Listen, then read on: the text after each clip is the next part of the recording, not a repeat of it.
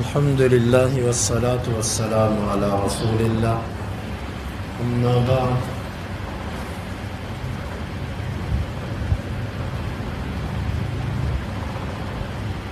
اللہ تعالیٰ نے قرآن مجید میں فرمایا کہ وما اصابکم من مصیبہ فبما کسبت ایدیکم ویعفو عن کثیر، تمہیں جو کوئی بھی مصیبت پہنچتی ہے وہ تمہارے ہاتھوں کی وجہ سے ہے۔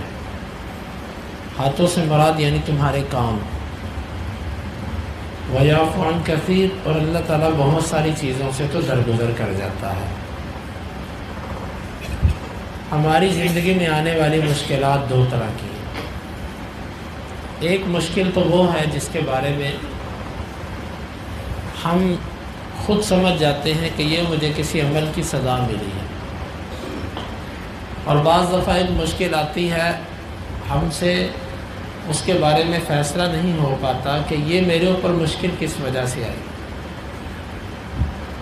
تو ایسی مشکل جس کے بارے میں آپ کو بظاہر کوئی اپنی غلطی نظر نہ آتی ہو اور اس کے باوجود مشکل آپ پر آ گئی، تو پھر یہ اللہ تعالیٰ کی طرف سے آزمائش ہے۔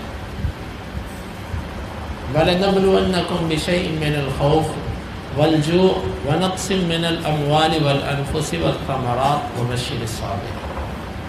اللہ آزماتا ہے اپنے بندوں کو مختلف طریقوں سے، مختلف آزمائشوں کے ساتھ، اور صبر کرنے والوں کے لیے اس میں خوشخبری ہے۔ ہم جس دور سے گزر رہے ہیں، ہر بندہ آئے دن پریشان ہوتا ہے۔ فلانی چیز کی قیمت بڑھ گئی، فلانی چیز کی قیمت بڑھ گئی۔ اب جب قیمتیں بڑھتی ہیں تو اس موقع پر لوگوں کے عمل دو طرح کے ہوتے ہیں۔ کچھ وہ ہوتے ہیں کہ جو باتوں کی حد تک ان چیزوں کو اپنی زبان پر لاتے ہیں، اور فکر اور پریشانی ضرور ہوتی ہے لیکن وہ اپنے نفس پہ قابو پا جاتے ہیں۔ اور کچھ لوگ وہ ہوتے ہیں جو اس چیز کو برداشت نہیں کر پاتے، وہ غلط طریقے پر چل پڑتے ہیں، کوئی خودکشی کے راستے پر، کوئی چوری ڈکیتی کے راستے پر، حرام کاموں کے راستے پر۔ یہ بات یاد رکھیے گا کہ کبھی بھی پریشانیوں سے ہمارے یہ مسائل حل ہونے والے نہیں۔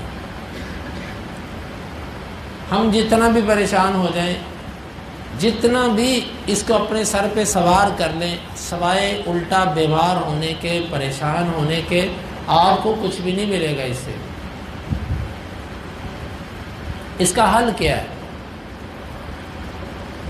اس کا حل وہی ہے کہ آپ اپنی توجہ دوسری طرف لے جائیں، کیونکہ یہ معاملہ تو رکنے والے نہیں ہیں۔ یہاں پر کوئی ایک خرابی نہیں ہے کہ جس کو آپ دور کر دیں گے تو نظام ٹھیک ہو جائے گا۔ سب سے بڑی مار اس معاشرے کے اندر اللہ کی نافرمانی ہے،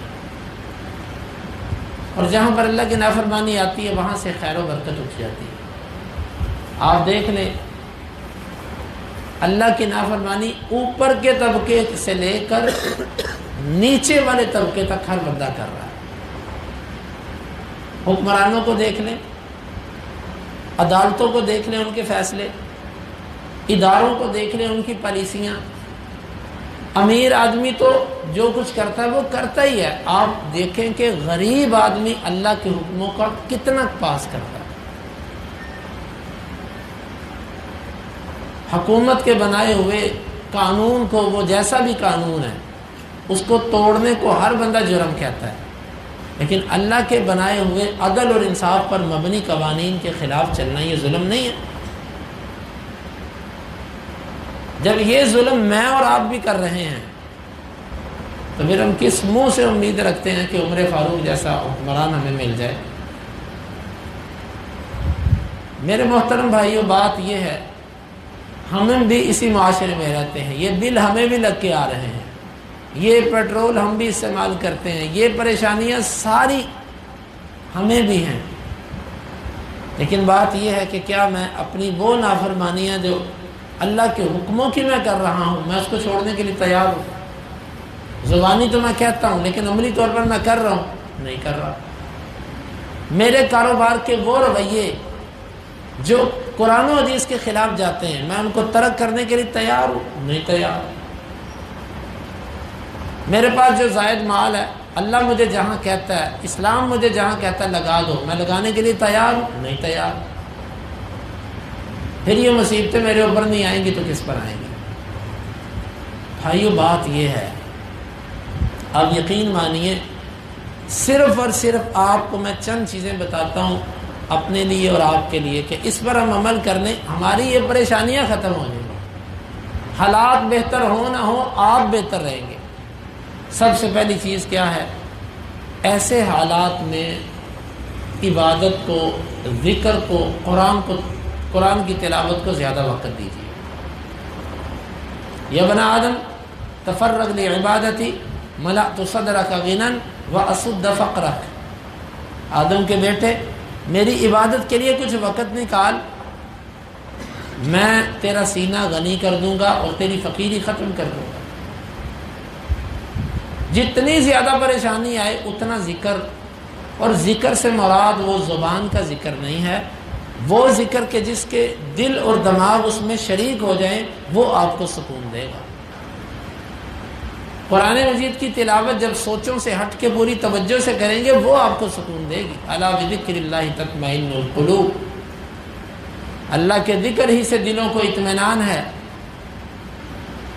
تو ایسے حالات میں اللہ کے ساتھ تعلق جوڑیے۔ اور دوسری چیز، اللہ کے نبی صلی اللہ علیہ وسلم نے فرمایا نا کہ من جعل الہموم ہما واحدا، جس نے اپنی ساری فکریں، ساری پریشانیاں، سارے غم ایک ہی چیز کی طرف کر دیے، وہ کیا ہے؟ آخرت کا غم، قبر کا غم، اللہ تعالیٰ اس کے لیے دنیا کے غم ہلکے کر دیتا ہے، اللہ اس کے غم ویسے ہی ختم کر دیتا ہے۔ جب فکر آخرت کی طرف چلی جائے گی، بڑی پریشانی پر توجہ چلی جائے گی، یہ چھوٹی پریشانیاں ختم ہو جائیں گی۔ اور تیسری چیز یہ ہے کہ ہم برکت تلاش کرنے کی کوشش کریں۔ جن جن چیزوں کے اندر شریعت نے برکت رکھی ہے ان چیزوں کو تلاش کریں، اللہ تعالیٰ تھوڑے میں بھی ہماری کمی پوری کر دے گا۔ ہم بے برکتی کی طرف جا رہے ہیں، ہمارے معاملات بالکل الٹ ہیں، ہمارا ٹائم ٹیبل، ہمارا اٹھنا بیٹھنا، کھانا پینا، سونا، تجارت تو ہے ہی ایسی، سب چیزیں ایسی ہیں جو بے برکتی کی طرف ہیں۔ ہم ان چیزوں کو برکت کی طرف لے کر آئیں۔ اس کے لیے یہ ہے، اپنے گھر پہ جو پکائیں کسی کو اس میں سے تھوڑا سا صدقہ کریں، کسی مہمان کو کھانا کھلائیں، کسی پڑوسی کے گھر پہ تھوڑا سا سالن بھیج دیں۔ آپ دیکھیں، ہم میں سے ہر بندہ جائزہ لے، انصاف سے بتائے، اس کو اپنے پڑوسی کے گھر کوئی سالن کی ایک چھوٹی سی کٹورا ایک بھیجے ہوئے کتنا عرصہ ہو گیا؟ بھیجا کبھی؟ جب فریجیں نہیں تھی نا تو جو ایک وقت کا سالن پکا، جو بچا وہ کہتے تھے اس کو بانٹ دو۔ فریجیں آ گئی، مہینے مہینے کا سالن بھی اس میں سے نکل آتا ہے۔ جب ہم نے صدقہ کرنا چھوڑ دیا، جو دن کی مزدوری ہے اس میں سے جو ہے نا وہ اللہ کا حق نکالنا چھوڑ دیا، تو بے برکتی تو آئے گی۔ گھروں میں جس وقت ہم نے ہر وقت ٹی وی پر خبروں میں موسیقی بھی آتی ہے، مشہوریاں بھی آتی ہیں، فحش تصویریں بھی آتی ہیں اور لغویات بھی آتی ہیں، یہ چیزیں لگا کر گھروں سے رحمت کے فرشتے تم نے باہر کر دیے۔ پھر ہم کہتے ہیں گھر میں برکت نہیں، رحمت نہیں، کہاں سے آئے؟ سارے رستے تم نے خود بند کر دیے۔ میرے محترم بھائیوں، یہ خرابی ان شخصیات کی نہیں ہے، یہ فلاں پارٹی آ گئی ہے زیادتی کر رہی ہے، دوسری پارٹی لے آؤ، تیسری لے آؤ۔ آپ اس نظام کے اندر اللہ کی قسم عمر فاروق جیسا بندہ بھی لا کر بٹھا دیں گے نا تو ظلم ہی رہے گا۔ یہ نظام غلط ہے، نظام نہیں ٹھیک، حکومتی نظام بھی غلط اور میرا اور آپ کا نظام بھی غلط۔ جس نظام کا میں مالک ہوں وہ بھی ظلم پر ہے۔ میں گھر کا نظام میں چلاتا ہوں، اپنی دکان کا نظام میں چلاتا ہوں، یہ دو میرے ملک ہیں، ان کا وزیر اعظم میں ہوں، یہاں پر بھی ظلم ہوتا ہے، یہاں پر بھی میری ساری پالیسیاں اسلام کے خلاف ہیں ہی نہیں، وہ برادری کے اصول چلتے ہیں، وہ میری پسند اور ناپسند چلتی ہے، اللہ کے رسول کے حکم تو یہاں پر بھی نافذ نہیں ہے، اور اسی طرح اوپر۔ تو اس لیے مت سوچیے اس دفعہ ہم ووٹ اس کو دیں گے. جس کو بھی آپ ووٹ دیں گے نا وہ یہی کچھ کرے گا جو کچھ ہوتا ہے.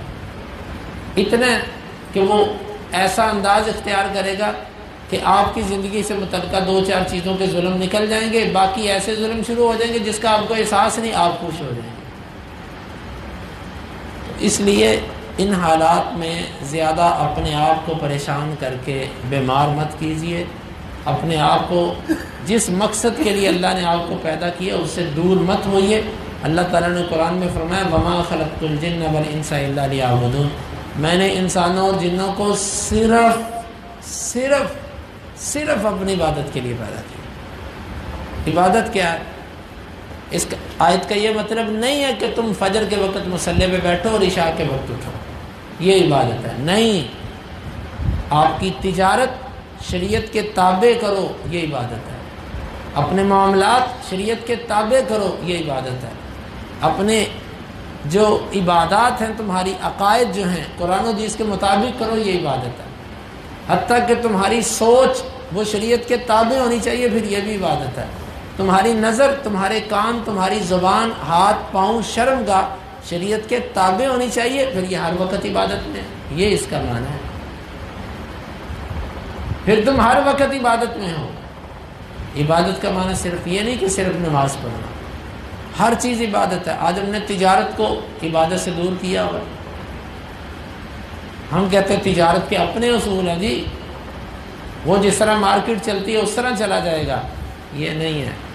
ہمارے اصل دنیا میں آنے کا مقصد وہ عبادت ہے. اس کی طرف ہم متوجہ ہو جائیں اور ان پریشانیوں کی طرف اتنا نہ جائیں. یہ اللہ کا نظام ہے. جب بل تھوڑے آتے تھے تب بھی ادا ہوتے تھے، اب زیادہ آتے ہیں اب بھی ادا ہوتے ہیں. اتنا پہلے چپ کر کے دیتے تھے، اب ذرا ہاں ہوں واہ وہ کر کے دیتے ہیں. چیخ چلا کر دیتے تو ہیں. کھانا روٹی سب کو مل رہی ہے، نظام سارا چل رہا ہے، لیکن اپنے آپ کو ان پریشانیوں کی طرف مت لے کر جائیے جس سے آپ کی دنیا بھی خراب ہوگی اور آخرت بھی خراب ہوگی. اللہ تعالیٰ سے دعا ہے اللہ تعالیٰ ہمیں اپنی سچی محبت عطا فرمائے اور اللہ تعالیٰ ہمیں کتاب و سنت کے مطابق زندگیاں گزارنے کی توفیق عطا فرمائے. اللہم انفعنا بما علمتنا وعلمنا ما ينفعنا وزدنا علما وآخر دعوانا ان الحمد للہ رب العالمین.